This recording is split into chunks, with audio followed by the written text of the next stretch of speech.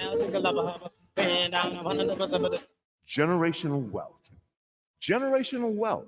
Generational wealth. What is generational wealth? We asked our communities, and this is what they had to say.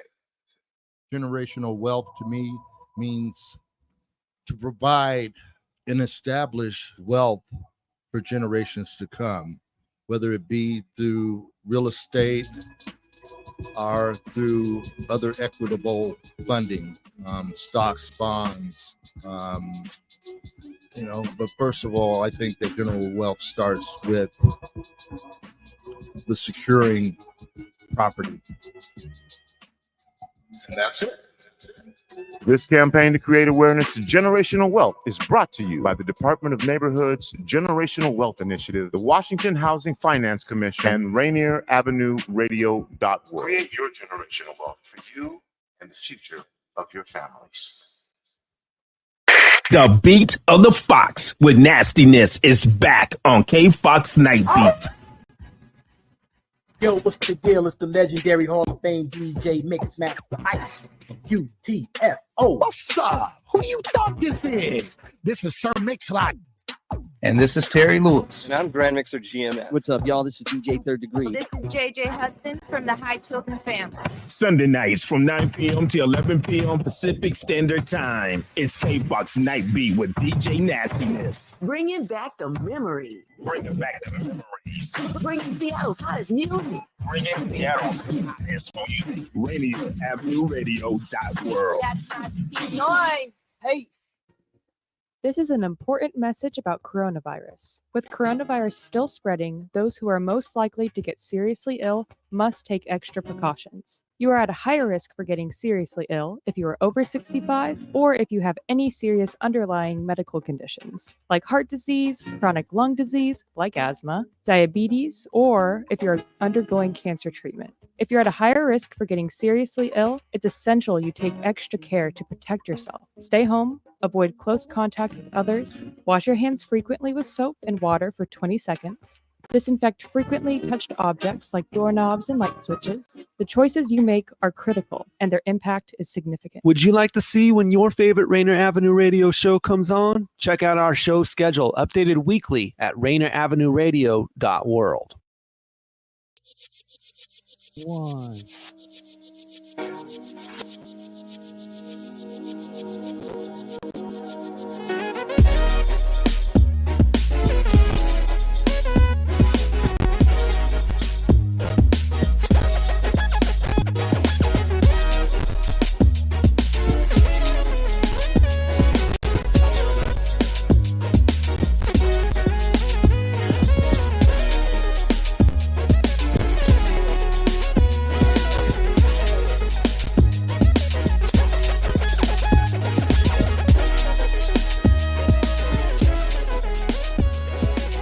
Which we are extremely excited about, and we're going to talk to you about sportsmanship.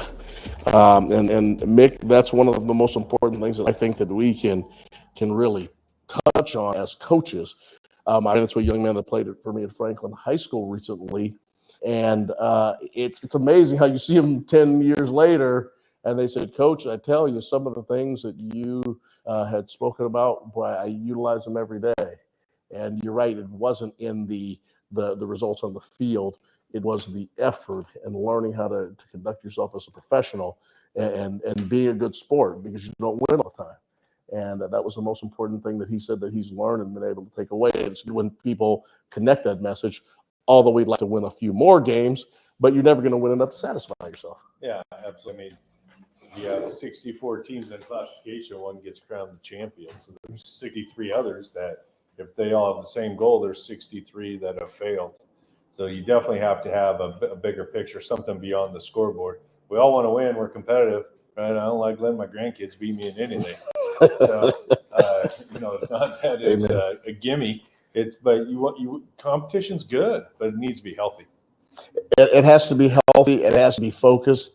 And it also has to be able to teach lessons. And I think that's the most important thing is the lessons come from preparation. You hear that from some of the professional athletes who at times in their press conferences, they say some of the statements. And when you're asked the same questions I understand it, but it really is. It's preparation. And when preparation meets hard work, then great things can happen. And that's the most important part of it. And then how you conduct yourself on the court. And certainly there's tremendous examples of that throughout our Seattle community. The young man that was just drafted by the Atlanta Falcons, Michael Penix, is someone who seems to be the same person, win or loss, although they didn't lose very often up here. But the point that I'm thinking about is just the importance of sportsmanship and the importance of preparing well and making sure that those lessons are things that go into all of the things that we teach about in sports. And just thinking about it, recognizing outstanding achievements is essential for fostering a positive, sports culture. How do you define and celebrate excellence within high school athletics? Well, we celebrate championships. We give out a lot of trophies every year. So there's excellence to performance at critical times. It's not always the best team that wins for the reasons you talked about, right? It could be a culture issue. We've had number one seeds come in state tournaments and be 2-0. And when you talk to the coach, there were internal issues with student to student, typically, sometimes student coach, parents, what have you. So, that's one way, is the teams that perform well at the right time. We do regular ones. We have a team of the month that we started last year in the spring, where we'll recognize a team. And again, it's not always around winning. So we've developed, our own core principles and core covenants in that. And so we're looking for teams that are impacting their community and also competing. And so we're checking ejections and things like that with that. We do athlete of the week. And there's 10, 12 kids recognized.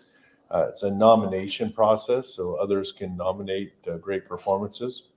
We check in with their school administrators, see what kind of kid they are. We want to make sure we're recognizing quality people that are performing really well. Isn't it interesting? You talked to some coaches who had highly seeded teams, and they went into a major tournament, and they ended up getting knocked out early in the tournament. And you talked about the internal issues. And it is so interesting because when you hear some of the teams that get knocked out at the college level and at the professional level, and certainly there's more impetus on winning, because when you're at the college level and you're at the professional level where you're not paid to play, you're paid to win. Yep. But the internal issues, sometimes they can become even more intense, and you're dealing with adults in there, and those obviously can really undermine and bring down a program. Yeah, the NCAA tournament's a great example of teams that overperformed or underperformed, and NBA is another one. People are looking for their next contract, looking for their next NIL, so they want stats, they want numbers, and you see some organizations that are good year in and year out, and they start. This is one of the things I talk about Bruce Brown a lot with proactive coaching, and he talked about if you build the right culture, you're going to get the right people that want to come coach for you. And there's a coach at Columbia River High School who coaches volleyball. She's incredible and perennial state contender. And that's a program that's been up and down prior to her getting there. And she actually interviewed us coming from Coopville, of all places. So she's up coaching in Coopville. She went to Bruce. Hey, what a good place to go. He said, man, you should look in Vancouver schools, what they have going on. So just the intentional work around culture was known. And then she went to Columbia River High School, and now she draws athletes. And we have rules around recruiting, but programs can recruit, because when it's a place that a kid wants to be, that they're taken care of, and it's not a transactional relationship, it's a transformational relationship, they're going to go there and play. And as 8th and 9th graders, they can go. Some kids will transfer and sit out a year to be able to play at the sub-varsity level. So, I think ironically, Bruce was speaking at one of our schools. We did a captain's council. So we had 4 high schools, had each program bring in student leaders, a 1-day intensive training with Bruce. And we had a football team. I won't call out the school, but that was supposed to be favored. They were supposed to dominate. They thought they had a legit chance at a state title that year. And when we finished, he said, that football team, they're not even going to win their league. Like, they're really good. He goes, Mick, the entire time, he said, their coaches were disengaged, reading the newspaper, weren't interacting with their kids. Their kids were goofing around, and they snuck out early. He goes, they left. Like, they don't think they need this. I think they went 4-5 that year in a 9-week schedule. 4-5, and they were supposed to definitely win the league and were state title contenders. And so again, it was about culture. The kids can definitely tell when the coaches are engaged or not. Oh yeah, I mean, kids are the best truth tellers there are. I mean, yeah, they know when you really care and when you're going through the motions. You know the old saying, they don't care how much you know, they want to know how much you care. You can't fake that. You can, like, there's some adults that are really good at talking through things, but if you spend some time with them, you get to see their true colors, right? And who and what they really are. And our actions are what, our words are great, but the actions, that's what it's about. When I was at Highland High School, one of the players, I kind of got on him a little bit. If he sees this, he knows I got on him more than a little bit. I kind of got on his tail a little bit because he just, I don't think he was performing as well as he could in the classroom. This was early before we even had spring football. This was like in winter. And he came to me in May that year, just before spring football started. And he showed me a paper that had a big red A at the top of it. And he said, "Coach, this is the first A I've ever gotten." Wow. And he said, when you spoke to me 2 inches from my face, it was the first time that anyone has talked to me about grades before. Wow. And he said that he told me that that made him realize that I was serious about turning around that whole academic program that we had over there. Huh. And him being a leader, he took to that and he went ahead and did something about it, which was cool. Yeah, that we've talked a lot on this show about club sports, and I always say club sports aren't bad. Right? There's nothing wrong with club sports because there's some clubs that incorporate grades, like they have standards. You don't just get to show up for club practice, go play in club events. Like, they make you show that you're doing it, which tells me they care about the person a lot more than the athlete, right? And so, and in ours, when you talk about awards and recognizing excellence, we have Scholar Athletes awards. We have 2 different levels, 3.0 to 3.7, 3.7 above. We give a state championship for the highest grade point average in that sport for each gender. And we do the Scholastic Cup, which is tied to, trophies, but also your grades in that. And so there's a point system. So being education-based, that is a focus of what we do. He is Mick Hoffman. He is the executive director of the Washington Interscholastic Activities Association, the WIAA. You'll see that logo prominently in the month of May with so many different tournaments going on. I'm Juan Cotto, and I am your host on your community radio station, Rainier Avenue Radio. We are coming from the historic Columbia City Theater, 4916 Rainier Avenue South, and enjoying a beautiful day here in May. Mick, I had a young man come and tell me, he said, "Coach, I appreciated it, but I didn't, you kind of overdid it with the recognition. You don't need to give me too much recognition for some of the things that I do." Then I had another young man come and tell me, "Coach, I feel like I've done this. I feel like I've really worked as a blocker. I really have been working on my fundamentals, and you never really recognize me." And it's made me realize that even in a team environment, every individual occasionally likes to be recognized. Sure. And I was wondering, how do coaches in particular, but how do you recognize the importance of acknowledging both individual and team achievements in sports, and how that recognition contributes to the overall motivation of the athlete? I mean, we live in a world today, right? The selfie. Did you ever hear about a selfie when you were in high school? I've never taken one before. Yeah. So, you walk around and look, kids snapping pictures and posing, and you go on anybody's social media, they've got a million selfies here, there, look at me. And so even if a person is modest, they're exposed to that. And it's nice to be acknowledged. And if you can't, if we're only going to acknowledge the best at individual skills in each sport or activity, there's going to be, it's kind of like scholarships. There's a vast majority that don't get recognized. So coaches who are really, really successful at motivating students find a way to acknowledge continuous improvement and setting realistic goals and celebrating those. And Andy Knapp on our staff, we need to get him down here yet this year, by the way. But, he was really good. He talked about in our meetings, like, we need to do more celebrating. We can't just, we're going into, I don't know if you watch social media, but WI, Rep. Assembly didn't pass a couple amendments that we were hoping got through. And so, there's media people, some of them are ignorant, don't understand what's going on. They're just spouting off, but there's some who understand and are helping educate the public for the process. Because again, our goal is to get those passed. We weren't successful this year. Our staff normally goes into a tournament season trying to survive. We're going to have 32, I believe, sites going, and we have 14 staff members on Memorial Day weekend. Whoa. So when everybody else is taking off for family vacations and doing all that, we're going to have all our staff and our board out working events across the state, literally from corner to corner to corner to corner. And there's going to be a lot of criticism because it's emotional.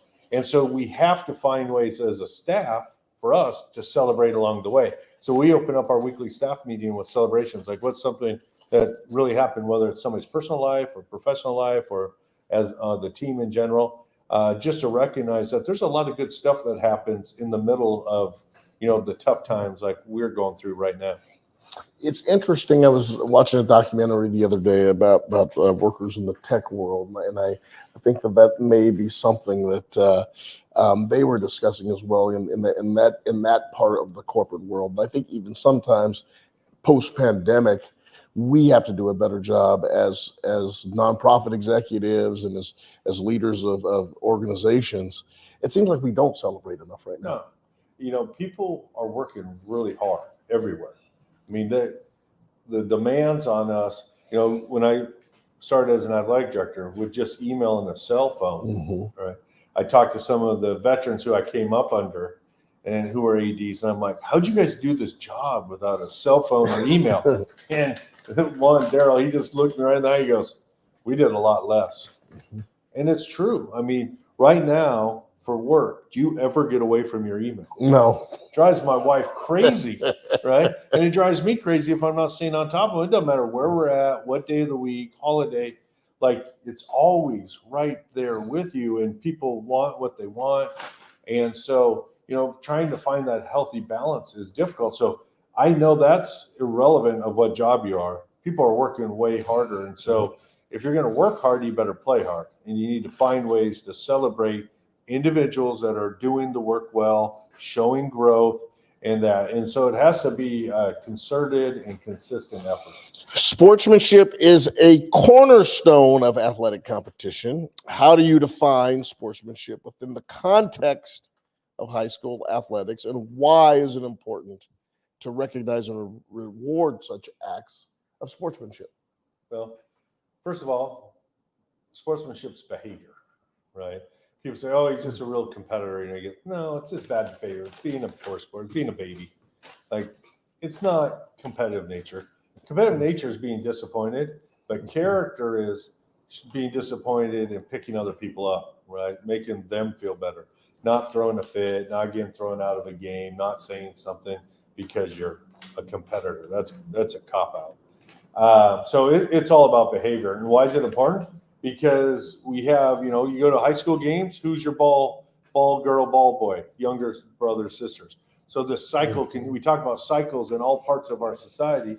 Well, it just continues the cycle. And coming out of COVID, that cycle's spinning faster. So yeah, we're actually working, and this came out of our DEI committee of all committees, but they said, what we need to do is we need to celebrate people who are doing things well, talking about inclusivity, right? Like, who is welcoming, visiting? It turned into again, it's about behavior. And so we are working on capturing that best practice and putting it out there, because then that becomes the model rather than the highlight on X, tonight when people are scrolling through their phone.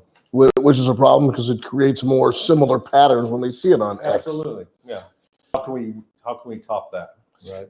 He is Mick Hoffman. He is the executive director of the Washington Interscholastic Activities Association. As you can tell, it's a bigger job than you think it is. I am Juan Cotto, and I am a radio personality or a host here at Rainier Avenue Radio .world, our community radio station, your community radio station, serving really central area, Southeast Seattle, and of course, the entire Seattle area, the region.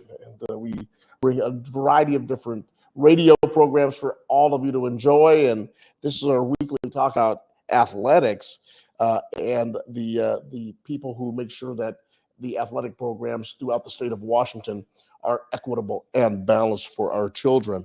What mechanisms are in place to identify and nominate student athletes, and you've touched on some of these already, coaches and teams for recognition based on their outstanding achievements and sportsmanship? Yeah, so a lot of it's online. So if you follow us on any of our social media, you have access to get on there for Athlete of the Week, Team of the Month, on our website, WIAA.com. So it's readily available to the general public. Coaches can nominate their own students. They can nominate themselves if they want. So we have that. And then we just did our Hall of Fame last Wednesday, and which was a really cool event. And we're trying to get more athletes in there. We have had a lot of administrators and that over the years. Who was honored at the Hall of Fame? So we had Annette Duvall, we had Ruggs, we had 2 track champions. One, he's an American mountain runner. Wow. 33 international events. It's incredible. 2-time national champion. Whoa. Yeah, super cool. And then we had a couple administrators as well, and contributors. Jerry Parrish, for a long time football coach. Congratulations, Jerry. Yeah, and Annette Duvall, who's a champion of Title IX. Absolutely. And so we have a selection committee, so people can nominate through a formal process, and then we have a combination of membership from around the state that reviews it and brings it forward. And this year we had one class of 6. We've been playing catch up after COVID. So we're making it an honors award day. So Chris Egan is gracious enough to come in and MC that for us. Thank you, Chris. Yeah, he's amazing. But we also do a Gareth Giles Award, which is a staff award we give, named after a former executive director for service, like athletic directors who have done a career of service. We have the Bruskin Award, named after Chi-Chi and her husband. She was an admin assistant, really into professional development, coaches school and all that. So that's another one for people committed to helping others.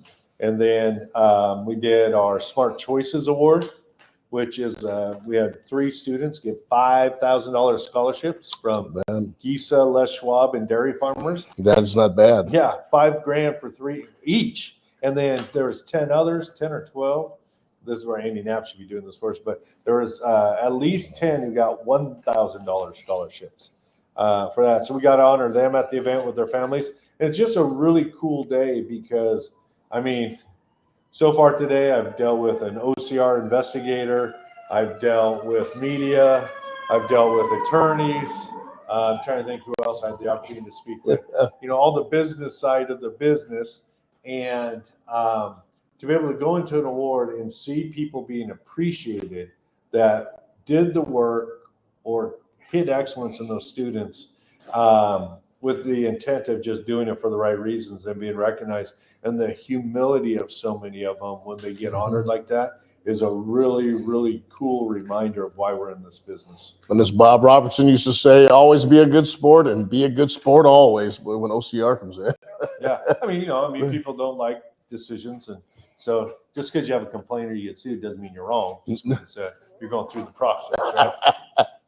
I'm going to take your word for that. Can you share examples of specific awards or honors that are bestowed upon student athletes for their accomplishments in sports or academic excellence, leadership, and community service? Yeah, so I hit the Smart Choices one. We have the Scholar Athletes that we talked about. We intentionally, as the WI, do not do all league, all state, all tournament. Very controversial, number one. And number two, our coach associations and some of our media partners do a really good job of that. Scorebook Live, Todd Millis, I don't know if you know Todd at all. Todd, he's a phenomenal journalist. He'll come at us when it's appropriate, call us out, but that's not how he's, making his name. He's truly honoring students. And so we have always stayed out of that lane, and it's being done really well by all those groups. And so then the different coach associations run their all league, all state games, and they have their own process for how they do that. And so, we support them by giving them the facility and anything else we can do, help promote a little bit for them. But yeah, so we really let the coaches who are working directly with students take on most of the athletic recognition postseason. Now, Mick, in all of your good intentions and all of the things you try to do, sometimes there are situations where people get a little upset that maybe their athlete or their child or their player had a big night on Friday night in a football game or set a cross-country record and they weren't recognized. And I was wondering, how do you ensure fairness and transparency in the selection process for recognizing outstanding achievements in sportsmanship and what the criteria that are developed to do that? Yeah. We actually have a very intentional process. And again, when you talk about architects, Andy Knapp has done a great job. I think we have 7 staff members involved in the selection process. So every week they take the nominations, they go through them, and then they sit down together and discuss them. And we're actually intentional in recognizing different parts of the state by geography, classification, all the different sports. We're paying attention to gender. You know, a lot of times we won't know ethnicity or national origin in that, but trying to also be conscious. So we're really trying, because, and the reason we can be that selective, none of them are gifts or, you know, mercy picks or whatever term you want to use. There are phenomenal performances every single week. And we have coaches sometimes will say, I've nominated this kid 3 times and she still hasn't been picked. Well, you know, what's going on? And we're like, we get it, but here's the ones that were picked and look at what they did. And so hence why we don't do the all league, all state, all tournament, because it would be really hard in real time to do that with everything else we have going on. But because we do it weekly and we have a chance for those 7 folks to sit down and really dig into those nominations, they're going in, checking, make sure they haven't been ejected. And, you know, so when you're talking about sportsmanship, we're looking at more than not just the numbers on the line. We're looking at also at whatever we know, you know, as far as information available to us about what kind of person they're. He is Mick Hoffman. He is the executive director of the Washington Interscholastic Activities Association on Rainier Avenue Radio.world. In what ways do you involve coaches, administrators, and the broader sports community in recognizing of this outstanding achievements by athletes? So that's why we have the open nomination process. This will make sure that everyone. It's really public sourced, and coaches and ADs have readily access to it on a daily basis. So it's on, you know, if they're following us online, they click and go, and it's simple. So, but we also, the public has an opportunity to do some of that as well. So our goal is to find out, we want to find out those unique and special performances and honor those students. So yeah, they get a lot of say in what we do, and some of them sit on these Hall of Fame committees and everything else.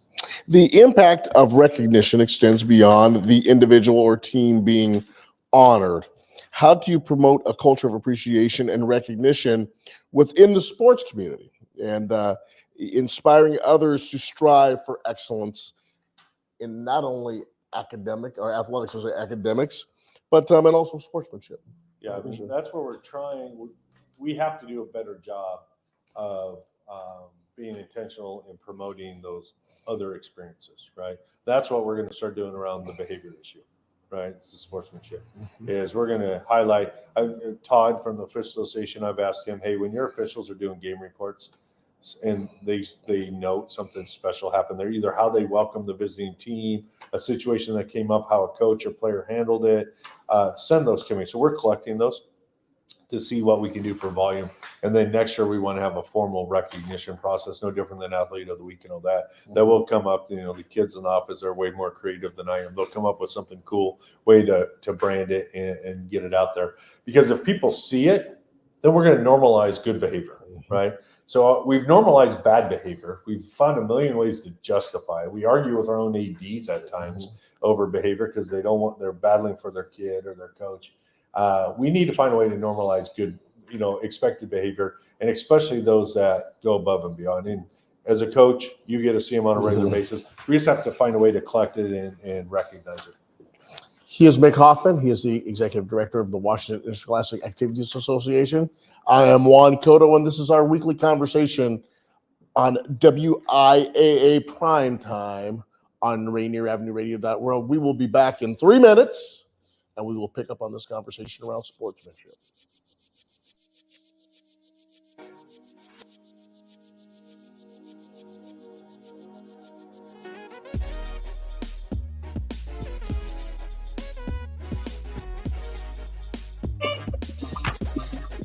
This is Paul Pearson, host of Star Time. And when I'm not driving my sweet AMC Pacer through the car wash, I'm listening to Rainier Avenue Radio.world. You missed a spot. Support for Rainier Avenue Radio comes from Cascade PBS, presenting season 2 of Out and Back with Allison Mariella Desir. Join Allison as she explores the Pacific Northwest with changemakers who are reclaiming space in the outdoors and creating opportunities for local BIPOC communities to engage with nature and find joy and healing. It's available now on Cascade PBS app and airing on KCTS 9 Thursdays at 8:50 p.m. Join Rainier Avenue Radio from 5 to midnight for Sunday evening sound sessions. Jazz from the cabinets, from Big Poppy. That's right. It's time once again for Jazz from the Cabinets with Big Poppy. Sergio LaCour's Love Lines. It's Sergio's Love Lines with Sergio LaCour. Go to the phone line. Tell her who we talking to. Sage Prince, Just My Opinion. This is Sage, and that's just about going to do it for the first half of Just My Opinion. K-Fox Night Beat with Nasty Ness Rodriguez. The beat of the Fox. K-Fox Night Beat, Nasty Ness. You know what? You're going to listen from 5 to midnight. Just turn it on and don't stop. DJ Alibaba.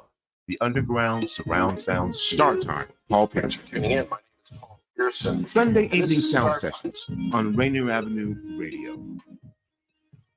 Trust me, you'll be listening the entire time from 5 to midnight. Sunday evening, your sound session on Rainier Avenue Radio. Welcome to the Fitness Corner. I'm your host, Mark Bryant, and you're going to get a whole total body workout on my show, starting off with a warm-up, aerobics, strength training, cool down, and stretching every Friday from 11:30 to 12 right here on Rainier Avenue Radio.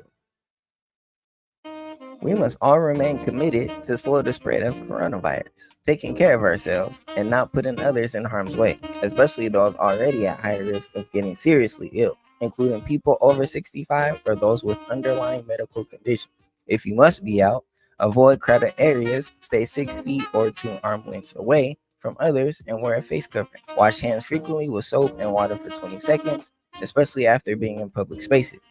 Avoid touching your face. Cough or sneeze in a tissue, then throw it away. Disinfect frequently touched objects.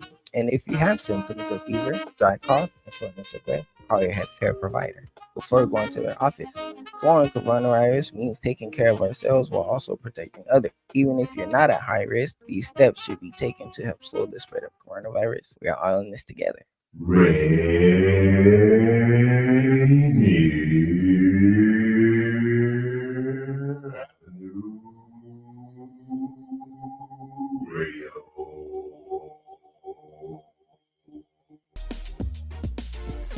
By action. So they know that We are back on your community radio station, Rainier Avenue Radio.world. I am Juan Cotto, a voice and personality here, and the host of WIAA Primetime, with our person here who is shared with us so much over the last couple of years.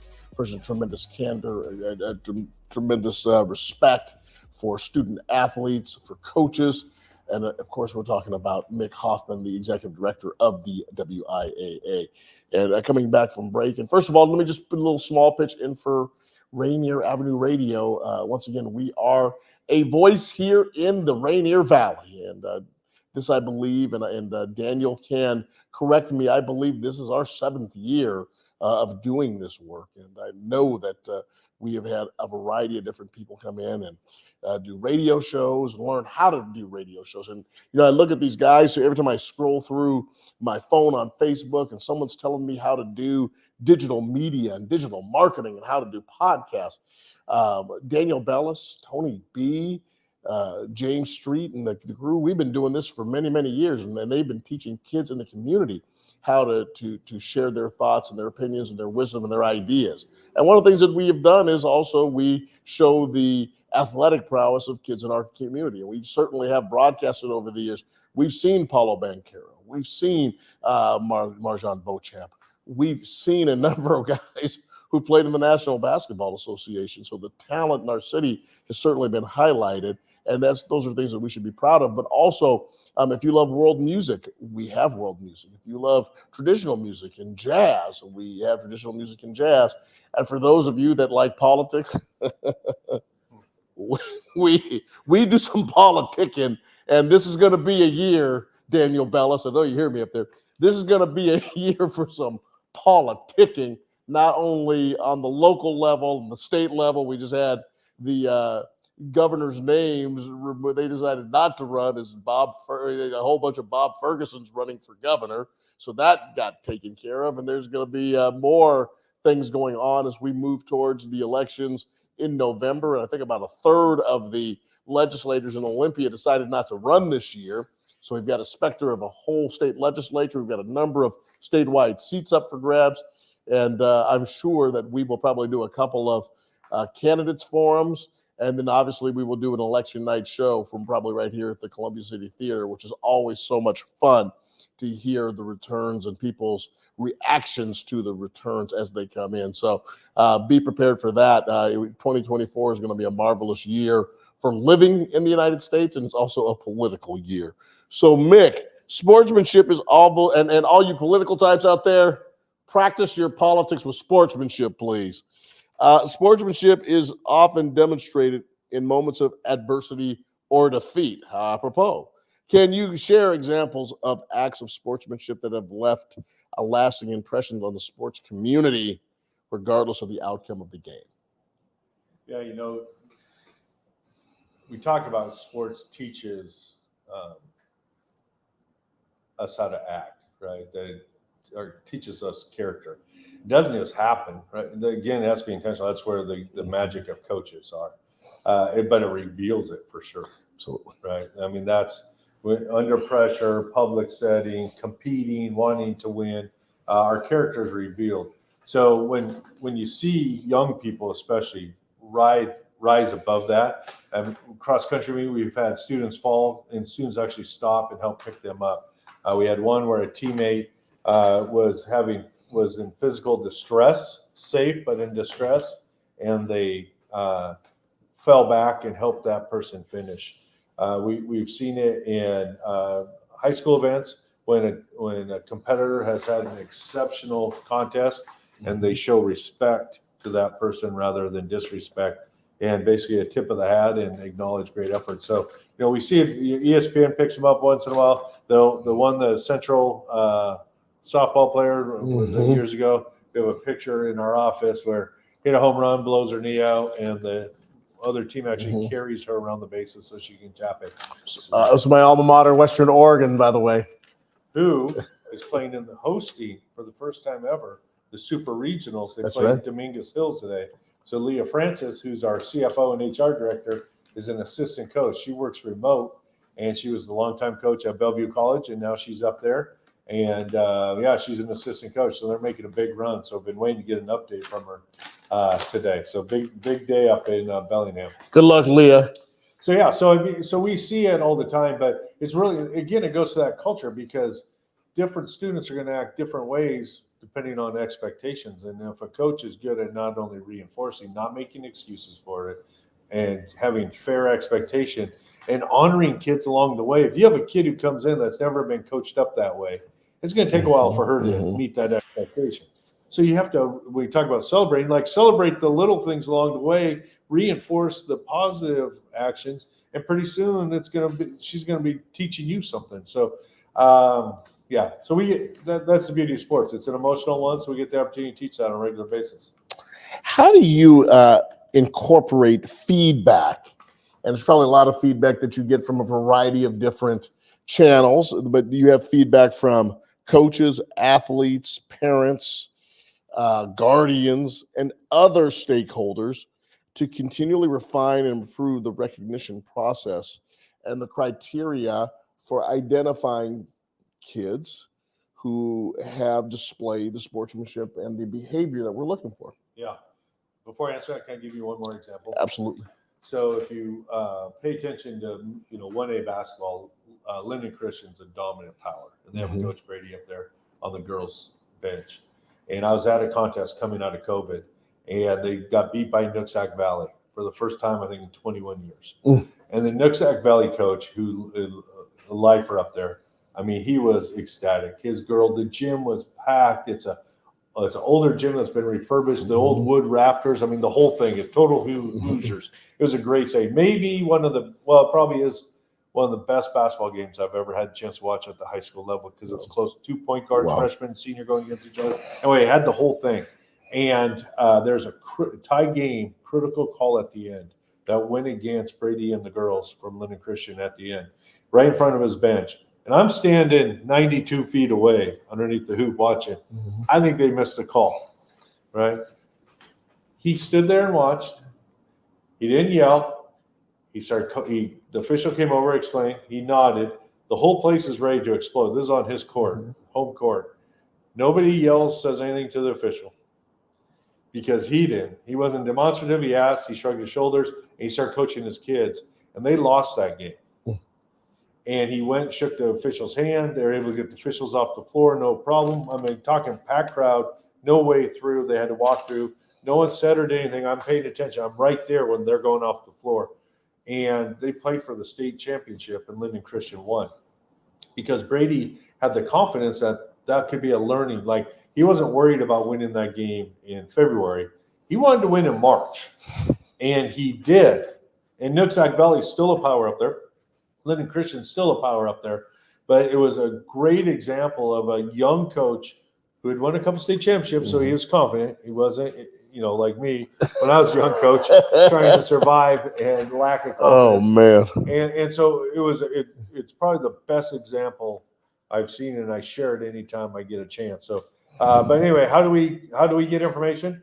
Well, here's the deal. If somebody sends me, my email's out there, right? And if somebody sends me an email, truly asking a question, truly giving feedback, I'm going to acknowledge it. If it's your typical keyboard warrior on social media, I'm not. I don't follow social media. If there's something that comes across social media, I ask our staff. If it's something around health and safety of a student or a coach, then let me know so we can do it. Any concerns we get from people about a school, and we're going to acknowledge it, and then we're sending it to that school to do something about it. So if people take the time to do it, then we're going to address it. A lot of times they just want to get that other school. It's a parent who's mad because their student isn't getting playing time, or they're mad, or a former coach gets fired and they're mad. But whatever, they can sort through that piece. So we do that. We do surveys after our events. We try to get them from the students through the schools, but we do them definitely from the coaches and athletic directors about what they're hearing from their fans and their parents. Eventually, we'll have enough technology that we'll be able to solicit it from attendees with electronic ticketing. We're just not there yet. So we actually try to actively seek out some of that information. Our LEAP students, our student leadership students, are a really good sounding board for us. Again, they come from all parts of the state, all different sports. And so we do some things to intentionally we could do better, but we're working at it. It's always a process of one day at a time.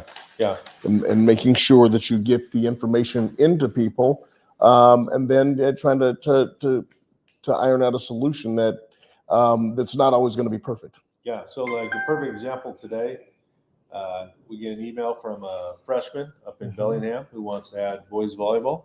So I responded to him and explained the process. Got a call from the governor's office. They want to meet about the future of high school sports on the 20th. Have no idea what that's about. And so I talked to an OCR investigator about somebody who doesn't like one of our brackets.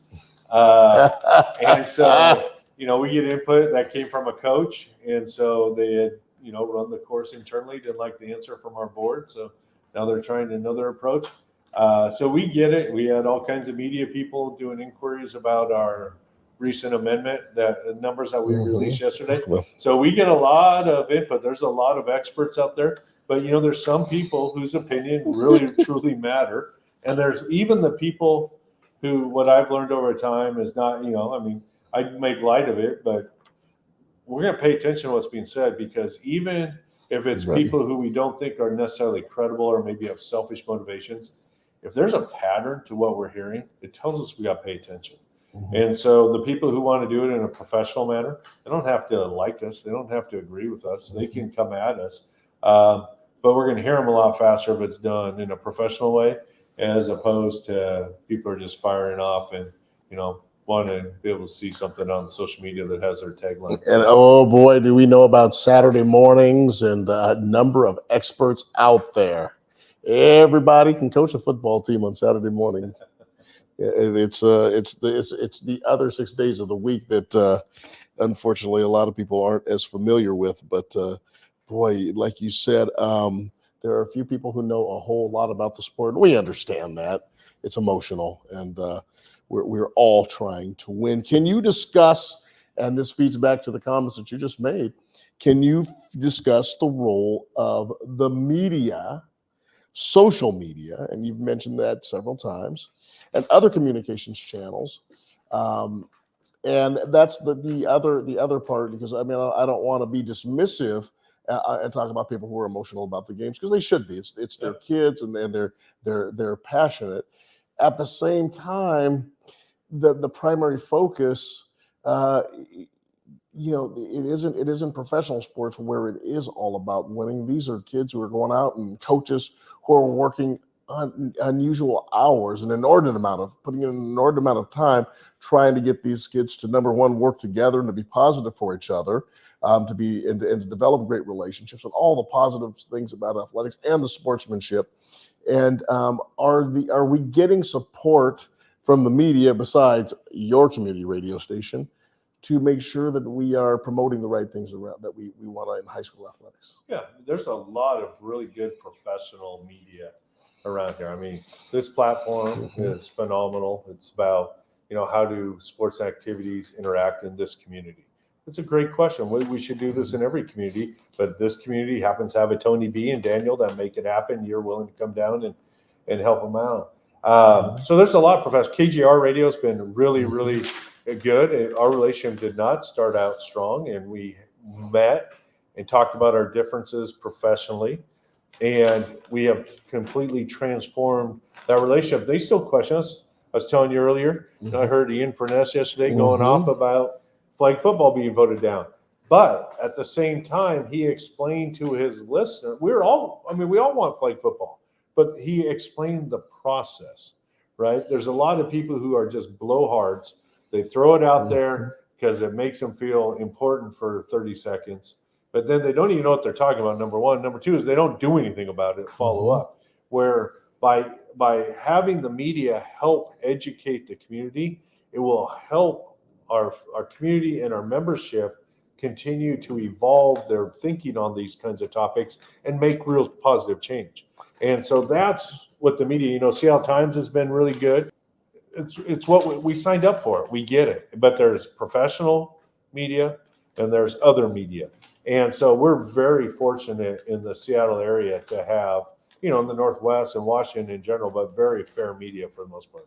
This is Mick Hoffman. He is the executive director of the Washington Interscholastic Activities Association. He's here with us on Tuesdays at 3:00. We discuss the important issues going on with the sports in our schools and other activities as well. This isn't just about sports. It's cheerleading. It's esports. It's a variety of different activities that our kids participate in, and we want to make sure they are safe, they are equitable, they are officiated properly. Most importantly, that they become an instrument for these kids to learn about their rightful place in society, and that these experiences many years later will impact them. And that's what the WIAA does. Let's just go back to the flag football. And you and I talked about it during the break, and we're going to do just a Reader's Digest conversation about this, and I will lob you some softballs and allow you to take them out of the park. First of all, many of you, I'm sure the viewers saw this and heard about the fact that we voted down flag football in the state of Washington. Mick, can you give us a brief as it needs to be, as complete as it needs to be, idea of how this process works? Yep, no brevity is not my specialty. You're awesome, man. Yeah. So the way it works is every 5 schools out of our 800 plus high school, middle schools can propose a rule change. And that document is already it's been online for 2 months for next year. They have till the second Friday in October to submit it. So 5 schools propose a rule. We'll help them with the language and how it ties into other parts of the handbook. So five out of the 800 have got to come together and propose that. Okay. So, now it goes there. At the same time, each of our WI districts, so we currently have 9, we're condensing to 6, they have their own boards. They get to choose who their voters are. Think electoral college, right? So they choose, and it's proportional like the House of Reps. So bigger districts like District 2, which Seattle sits in, District 3, Tacoma, they have 80, 85 schools. They get more votes than District 9, which has 13, right? So they then in January, we convene via Zoom now, and they hear these amendments proposed to them, and then they choose whether to take them on the ticket essentially or not. So similar to what the Democrats and Republicans are going to do at their convention. So now we have amendments proposed and accepted by the membership. They can do some language adjustments at that. They can amend the amendments. So by the third Monday in January, we know what the proposed rule changes are. So from that third Monday in January until the 1st of May this year, they discuss these out in the membership. So at all their league meetings, district meetings, we get their agendas, and they're talking about them every single month. And what's the benefit? So they're weighing these. They aren't just showing up. These voters aren't just showing up uninformed. I vowed when I came in we would have no uninformed voters, right? I'm an old history teacher. I'm the stereotypical coach. So the democratic process is important. So we get to this, now we need 60%. So there's 35 high school, 18 middle school, so 53 total, need 32 votes to pass an amendment. If we get 32 votes in that voting period, it goes into effect August 1st. So that is the process for sport to be, or a potential sport to go through, and it would become a sport. Right. The challenge is this. We've implemented one since 1999, which was girls bowling. Slow pitch softball got brought back in the 2018, I think it was our first state tournament. It got brought back, but it was an existing sport that had been shut down when fast pitch came in, so that didn't have to be voted in. So we implemented my first year, talking to some of my peers around the country, a trial sports option. So a second way you can get a new sport in or activity is if 20% of our schools are offering it. So 20% at the high school is 80 schools, which we have for flag football right. Seahawks have done a great job helping seed some of that. And then they have 2 years to double that. So if we get 40% of our schools playing a sport, then it automatically becomes a sanctioned sport. What does that mean?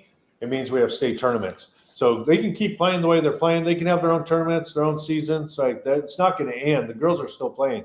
It's just we don't get to govern it and put on a state tournament until it passes one of those two. Is that the 20% of 800? 20%. It's actually 20% of the high schools. Of the high schools. Okay, so 400. So technically, roughly, it probably should be if it's going to be a high school and middle school sport, but they usually get brought in as a high school sport and then middle school would be added. So lacrosse a sport in the state of Washington? Not sanctioned by WIAA for the very same reasons. Interesting, and I'm surprised at lacrosse with as many people that play it. They once again they would just get 5 schools together and. Yeah, I met with 2 families last week that are interested. Mark Mullet, running for governor. Sure. He's very large supporter of lacrosse. So I've had the opportunity to meet with him a few times since I've come on 5 years ago. He's advocating, so he's very well informed of our process. But the issue with lacrosse is the boys and girls are separate right now. And the girls they say, we're good, we have this. The boys, there's some conflict between private and public. They're separated. And they also have, the way it's structured, they have these showcase events. So they want to do out of season coaching. They don't want public and private playing with each other, or at least currently now. And so if they come in under our umbrella, it's an all or nothing. And so even within the lacrosse community, there's not support to come in under the WIAA umbrella. So then our schools would have to do it, which you would want the girls, otherwise would be exasperating some potential Title IX challenges. And so we'd want to bring boys and girls in. They'd have to come in under the WIAA governance structure, which right now is not what they want. We have 2 local radio personalities in this town. I won't mention either one of them by name or station. One of them, who is a high school classmate of mine, he was concerned about this, but it sounds to me like he went to the broadcast school across the state of Washington there, the Murrow School. His father was also a broadcaster here in town. He did his homework and he learned about this, and he certainly expressed his displeasure about the girls flag football, but he understood the process. We have another media officer in this town who's very, very high profile and a very good guy in the community and a really nice Christian man and has done a lot for the game. He attended the Purple and Gold School, and he may not have understood this. How can we make sure that the media understands the rules? Well, one, we've made ourselves readily available to the media for the most part. And number two is they're all on our handbook online. So they're there available. And we're happy to help people find them and understand them because we want an educated populace. It's important people know the rules so they can understand the why. So then they can use their platforms to help advocate, right? Because if we just keep going at each other, especially with this, misinformation, we're not moving to our goal. We have the same goal. We want more kids participating. We want to give girls the opportunity to play flag football if that's what they want to do. So we have to do this in concert. I'll tell you, the biggest obstacle to this is funding. So, you read the articles around schools. They're cutting 100 teachers at this district. Seattle's talking about closing 20 of 80 elementary schools, and they're losing arts and music and other programs at other schools. And then they're going to come out and say we're going to add flag football. So the people voting for that are the people who have to answer for that. And so that's a tough one to do. Doesn't mean they won't do it. Doesn't mean it's not the right thing to do. But that's what we have to help people answer. And when people are being criticized unfairly for things that people don't even understand the why, they're going to be less apt to take a chance to make positive change. And so what we're trying to do internally is encourage those people who have the opportunity to implement or to vote this in, to understand, help them with the narrative of why it's the right thing to do, despite all these other challenges. And that, of course, can be challenging as well.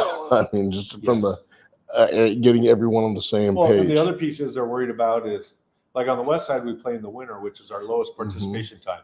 But Spokane, Tri-Cities, they're going to have a tough time on the east side playing in the winter. So they play fall or spring.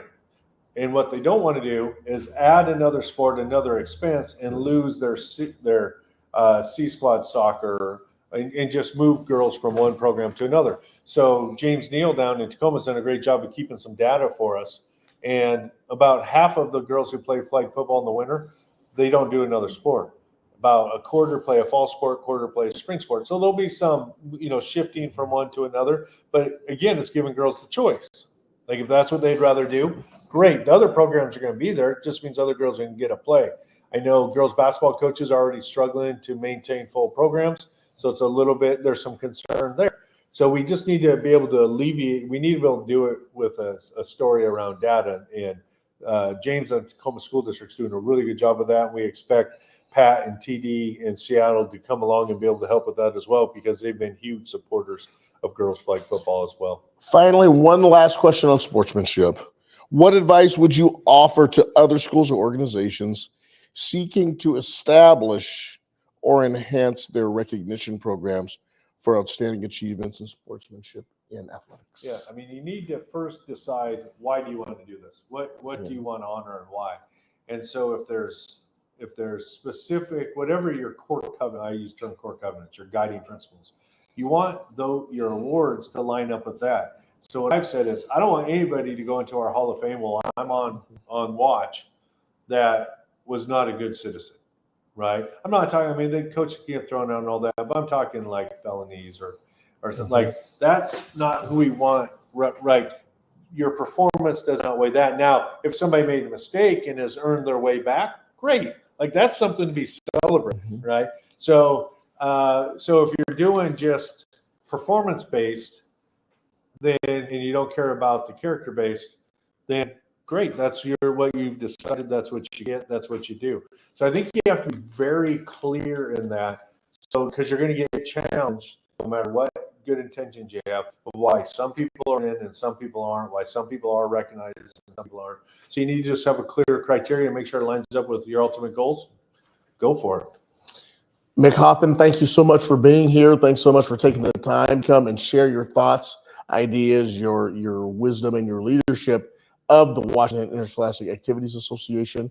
on WIAA Primetime. Thanks a times. I know this is an opportunity for you to share, but it requires a person who can really prepare and get this organized and do it. So thank you so much. Thank you so much to the WIAA. Thank you, Mr. Daniel Bellis, for all the work you do behind the scenes. And until next week, we will see you at 3 o'clock. Signing off today, Juan Cotto on your Rainier Avenue Radio.org.